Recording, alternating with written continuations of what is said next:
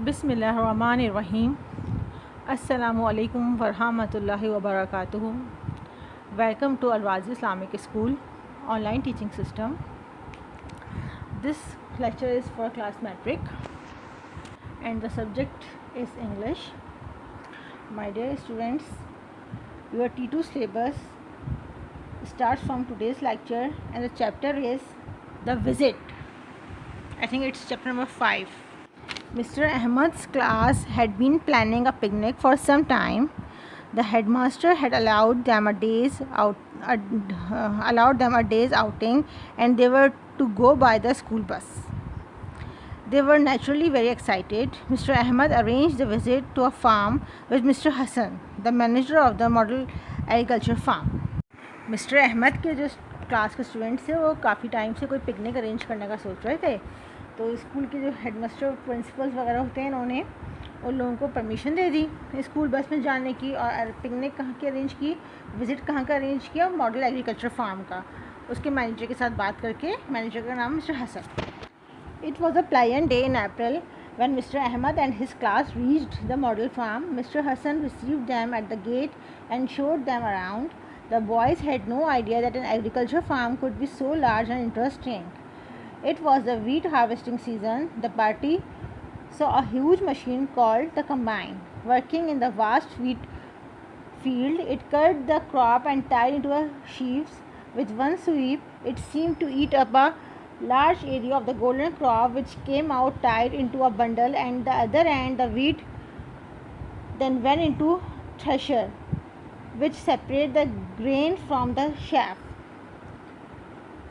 From one end of the machine fell a golden rain of sweet-smelling wheat, while chaff flew out at the other. The students watched the working of the machine with keen interest.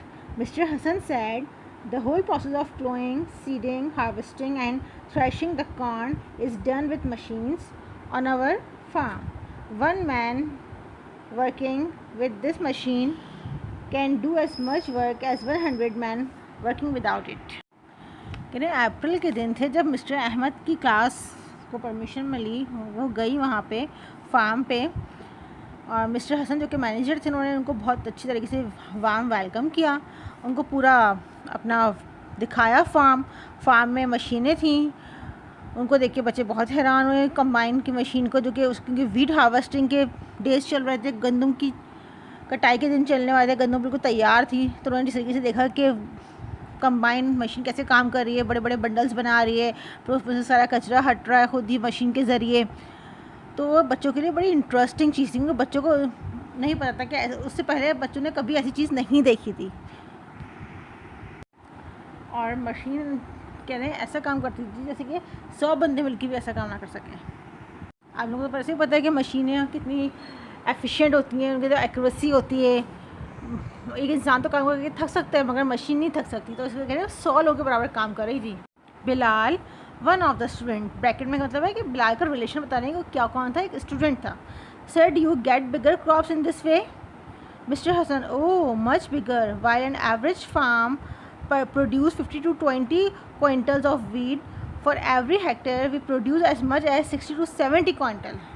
Bilal, this is wonderful, but surely machines do not make the grain. जो students farm गए थे उनमें से एक बच्चे का नाम था बिलाल, तो उसने क्वेश्चन करा मिस्टर हसन से कि इस तरीके से आप लोग इतना मॉडर्न फार्मिंग करें मशीन्स के ज़रिए, तो आप लोग तो वैसे बहुत ज़्यादा फिर वीट बना सकते हैं, बनाते होंगे आम फार्म्स के मुकाबले में। तो उन्होंने कहा जी, अगर एक आम फार्म 15 to 20 क्विंटल्स बना सकता है ना, तो हम 60 to 70 क्विंटल बनाते हैं।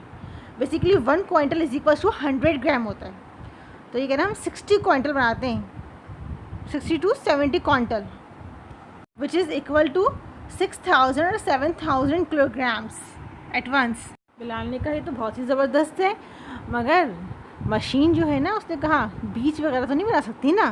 तो मिस्टर हसन ने बात सुन के हंसने लगे। अब नेक्स्ट पैरा में देख रहे उन्होंने क्या कहा। Mister Hasan laughing, no certainly not, what in fact happened is that first the machine called tractors plow deeper, then they prepare the land for sowing much faster, The sowing machine sows the seed very fast and no seed goes waste. We also select the best seed, then we use chemical fertilizers to enrich the soil. We get a lot of canal water, but we also irrigate our fields with our own tube well, which can supply water all the year round. Finally, we spray insecticides on our crops to kill germs and harmful insects, so our farm produces 3 to 4 times as much wheat per hectare as an ordinary farm does. Mister Hasan हंसते हंसते कहने लगे, basically काम ऐसे होता है कि tractor जो होते हैं ना, वो खोदते हैं ज़मीन को बीज बोने के लिए। ये काम बहुत तेज़ी से करता है ट्रैक्टर ना, फिर अच्छे किस्म के हम बीज बोते हैं इसमें। इससे होता है कोई भी बीज ज़ाया नहीं होता, जल्दी जल्दी वो ट्रैक्टर अपना काम करता है। अच्छी खाद, देखभाल और खूब अच्छा सा पानी जब हम उसको देते हैं अपनी फसल को, तो क्या होता है, हमें उसका डे बाई डे उसकी केयर करनी पड़ती है, उसको स्प्रे लगाना पड़ते हैं कि इसमें पेस्टिसाइड्स वगैरह असर ना करें। इन ईजी लैंग्वेज हम लोग इंसेक्ट किलर का स्प्रे करते हैं अपनी फीड्स वगैरह पे, ताकि कोई भी इंसेक्ट हमारी जो हमने बीज बोल दिया है उसको हार्म ना करे और हमारी फसल ख़राब ना हो, अच्छे से अच्छा हमें होती है। हम उसके लिए अच्छा काम करते हैं, कहते हैं ना जितना गुड़ डालो उतना मीठा होगा, तो हम जितना अच्छा उसकी टेक केयर करते हैं तो उतनी अच्छी फिर हमें उसकी फसल मिलती है। आम फील्ड्स वगैरह के मुकाबले में जो आम फार्म प्रोड्यूस करते हैं उससे ज़्यादा अच्छे हमें मिलती है। क्योंकि क्यों मिलती है मिस्टर हसन ने कहा, क्योंकि हम उसकी टेक केयर भी ज़्यादा करते हैं अपनी फील्ड्स की। Now come to next page, that is page number 16। Saroj another student. Saroj कौन था? क्लास का एक और स्टूडेंट था जो कि फार्म पे गया हुआ था। Do you grow only wheat? उसने पूछा कि आप लोग सिर्फ गंदम ही उगाते हैं? Mister Hasan, no, we grow wheat, maize, cotton, sugarcane and gram. Moreover, we grow vegetables and we also have a large orchard where we grow mangoes and oranges.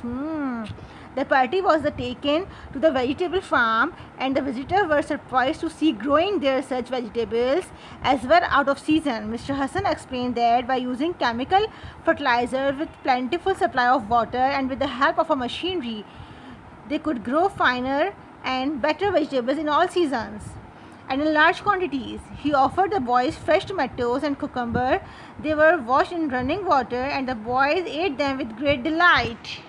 Mister Hasan उसका जवाब दिया, नहीं, हम वीट भी उगाते हैं, कपास भी, रुई, गंदम और शुगर केन मतलब गन्ना और चना, हम और बहुत सारी चीज़ें उगाते हैं। और इसके अलावा कह रहे हैं वेजिटेबल्स भी उगाते हैं। और कह रहे हैं कि हमारे पास जो है एक बाग है जिसमें हम ऑरेंजेस और मैंगोज़ भी उगाते हैं। वाह, ज़बरदस्त भाई। और कह रहे हैं फिर वो अपने सारे बॉयज़ वगैरह को, अपनी पूरी क्लास को द पार्टी कह के वो उनको बुला रहे हैं। कह रहे हैं हमने पूरी पार्टी को और स्टूडेंट्स को वेजिटेबल वगैरह दिखाने के लिए गए दूसरे फार्म में ना। तो वहाँ पे उन्होंने देखा कि कुछ इस तरीके से वेजिटेबल्स उग रही थी जिनका सीज़न भी नहीं था। उनको अच्छी से फर्टिलाइजेशन करके, उनको पानी दे के, तो कहने वहाँ पे हम वो सब्जियाँ भी उगा रहे थे जिसका सीज़न भी नहीं था। और उन्होंने बॉयज़ को वहाँ पे फ्रेश टोमेटोज़ एंड कुकम्बर्स भी दिए। बच्चों ने क्या करा, वो बहते हुए पानी से, झील वगैरह का पानी होता है, नदी का पानी होता है ना, बहता पानी साफ़, उसमें वॉश करके बच्चों ने खाया, उनको बड़ा मज़ा आया। It was afternoon by now and Mr. Hassan gave the boys a delicious lunch prepared mainly from the farm's own produce. Later the students visited the mango orchard and were delighted to see green fruits hanging from the branches in large numbers. The trunk of the trees had been whitewashed with lime and the ground below was neat and clean. They did not see any weeds or wild grasses around. Mr. Hassan told them that it was necessary to protect them from pests and diseases which destroy the plants as well as the fruit. बच्चों को घूमते घूमते सैर करते करते दोपहर हो गई थी। फिर मिस्टर हसन ने उनको दोपहर खाना भी खिलाया और खाने में ज़्यादातर वही चीज़ें यूज़ की थी जो उनके अपने फार्म की पता थी, वही वेजिटेबल्स और वही सब कुछ इस्तेमाल किया था जो फार्म का था अपना। और फिर बच्चों को ऑर्चर्ड पे ले गए, मैंगो ऑर्चर्ड पे, जहाँ पे कहीं ग्रीन ग्रीन अभी फ्रूट था, ये मैंगो पूरा पक्का नहीं था और इतनी सफाई थी कि ना कोई जंगली घास उड़ी उगी हुई थी वहाँ पे, ना कोई पत्ते वगैरह गिरे हुए, बहुत सफाई का ख़ास ख्याल रखा था। और जो दरख्त वगैरह था उसमें वाइट लाइम भी हुआ था, जैसे कहते हैं चूना, वो भी हुआ था। सर ने बताया कि सही सफाई और ये चूना वगैरह यहाँ पर डालना बहुत ज़रूरी है ताकि इस तरीके से क्या होता है कि पेस्ट्स यहाँ पर नहीं आते और ये फिर सूंडियाँ वगैरह जैसे हो जाती हैं ना, वो फिर आपकी फसल को तबाह नहीं करती। Mr. Hassan also told the visitors that the farm had been doing as well that they had decided to add a dairy to it. their finest cows and buffaloes would be kept. He surprised the visitors by telling them that the farm would use an electric milker to milk the animals. Modern machinery would make cream and butter and preserve the milk. He promised to invite Mr. Ahmed and his class when the dairy started working. Mr. Ahmed thanked him. The boys were really happy with their visit and cheered loudly when they left the farm. While coming back, they talked about their visit to the farm. Bilal said, "We need to establish many such farms throughout the country." Mr. Ahmed agreed with him and said, "I think you are right. In this way, we would be able to meet the needs of ever-growing population of our country." Mister Hasan ने बताया बच्चों को कि अभी हम वहाँ पे कुछ डेयरी वगैरह का भी करेंगे प्रोडक्ट्स, और वहाँ पे अच्छी अच्छी किस्म की अलग किस्मों की नस्लों की हम गाय भैंसे भी लगाएंगे ताकि उससे हमें अच्छा दूध मिल सके और डेयरी की दूसरी प्रोडक्ट्स मिल सकें। और ये सारा काम दूध धोने वगैरह का जो होता है वो भी हम थ्रू मशीन करेंगे। और बच्चों को और भी बताया कि हम जब हम लोग ऐसा डेयरी फार्म भी लगाएंगे तो आपको हम ज़रूर कॉल करके बुलाएंगे अपने डेयरी फार्म पे भी। बच्चे बहुत खुश थे और वो वापसी बड़ा हल्ला गुल्ला करते हुए आए। जब वो वापस आने लगे तो बिलाल यही रास्ते में बात करने लगे कि हमारे मुल्क में ये इस्टेब्लिशमेंट मज़ीद होनी चाहिए इस किस्म के फार्म्स की, ताकि इससे ये होगा कि हम अपने मुल्क की जो ज़रूरत की पैदावार है वो ख़ुद ही कर सकेंगे। Now come to the word meanings. This chapter has very few difficult words.